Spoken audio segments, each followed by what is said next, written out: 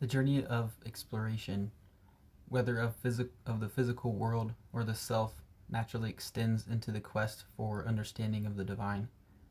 Just as we have learned to explore the vastness of space, art, and the mysteries of radio waves, spiritual evolution seeks to uncover the divine nature within each person. I'm learning my childhood experiences of getting lost with friends reflect a broader theme. That connection and shared exploration lead to profound personal and spiritual growth. This exploration aligns with the idea of divine balance found in various spiritual traditions, just as we navigated our world as a group. Divinity exists in a balance of energies, masculine and feminine, physical and metaphysical. Whether through the Father, the Son, Holy Spirit, and the Christianity Trinity, or if you look at it through the Hindu perspective of Purusha and Prakriti, the divine is both a presence to be discovered within and a force that guides our exploration. The major difference or limitations pertaining to all this would be language, maybe culture. Hey everyone, before we dive into today's video, I just wanted to take a moment here to thank you for supporting the channel, CCM Demo, and all the exciting projects that I'm working on. If you enjoy the content here and want to keep it going, there are a few different ways to get involved. First, you could check out the Broca shop on Redbubble. There I've got some awesome merchandise featuring some unique designs and artwork. It's a great way to represent the community, to support the channel at the same time. Also, I'm thrilled to announce that Tiag, my art coin, is now live on Ethereum Market. You can check that out on MintMe. If you're into the Web3 stuff and you wanted to support a growing ecosystem here and get involved with some of my art, some music, some innovation that I have planned, head over to MintMe and check that out. Finally, if you want to go the extra mile, I've started a donor box and of course Patreon, and just you can directly support me there. Yeah, every contribution helps bringing more content and exciting projects to life. Don't forget to like and subscribe here. Hit the notification bells if you don't. You're gonna miss out on new content. So your support means a lot to me. Thank you. Imagine standing beneath the vast winter night, the air crisp, stars shimmering like ancient storytellers.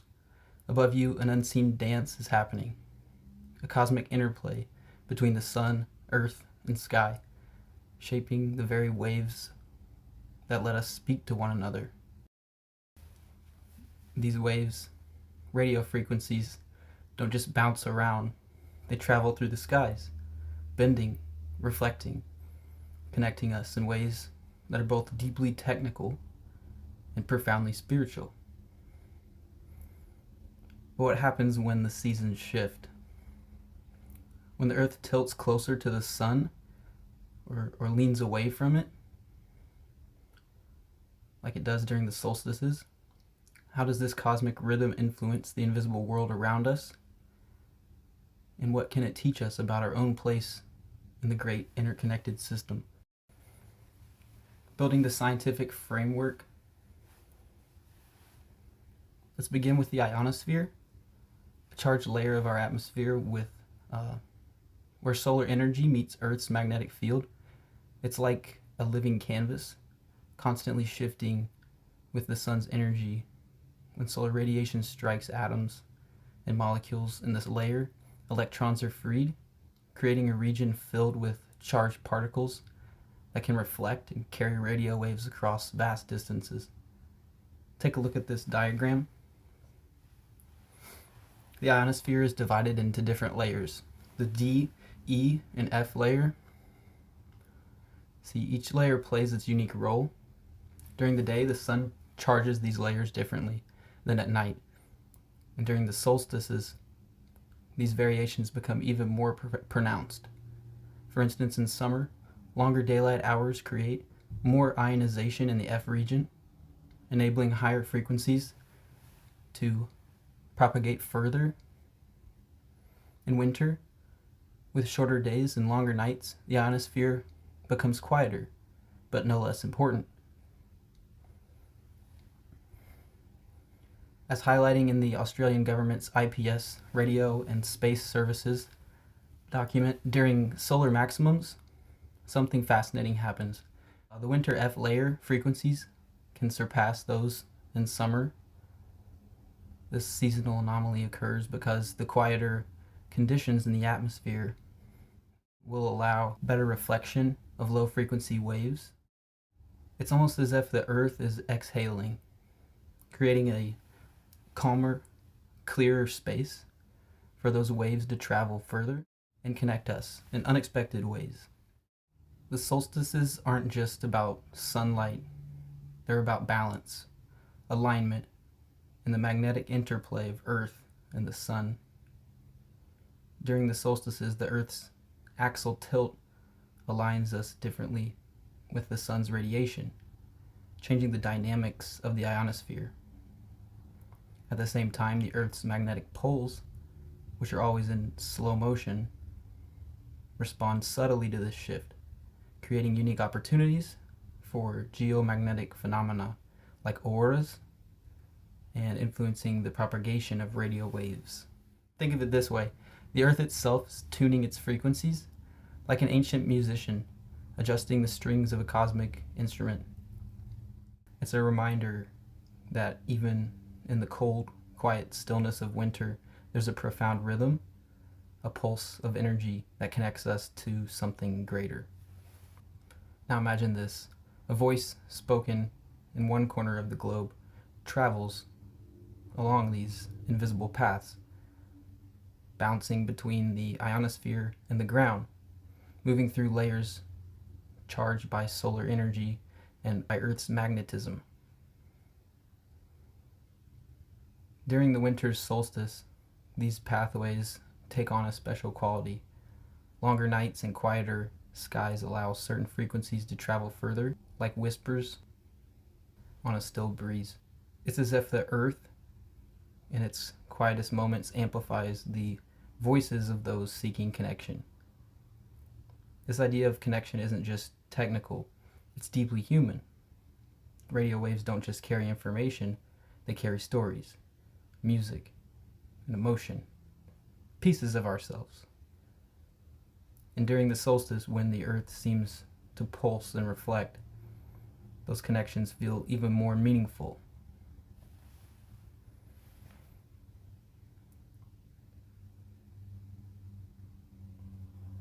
Let's return for a second to the diagrams.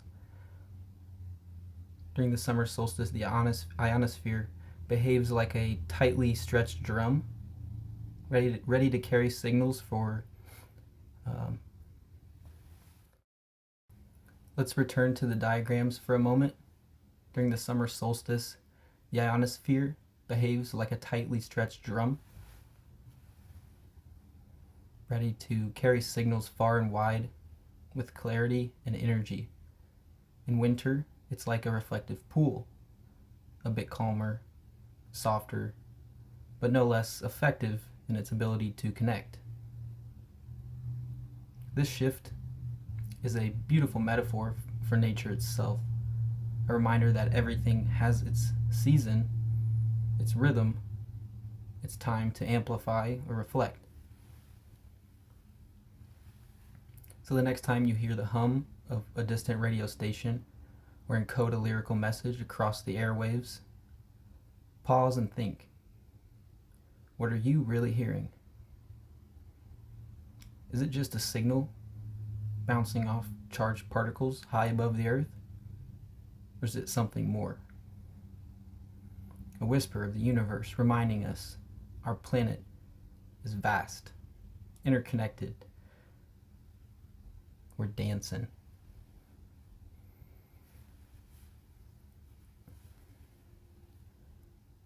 When the Earth tilts during the solstices, shifting the tides of sunlight and magnetic energy, it's as if the planet itself is offering us a reminder. Cycles move us forward.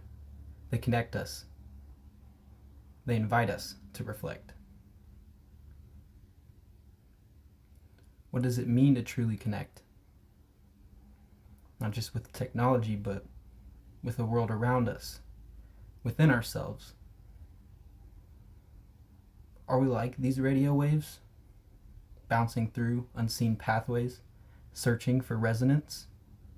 Or are we reflections of the same universal rhythm, called to marvel at the invisible threads that tie us all together? I'll leave you with this thought. In a universe filled with motion and connection, what does it mean to be human? Is it to reflect, to create, or simply to listen? To the sky, to the earth, and to each other.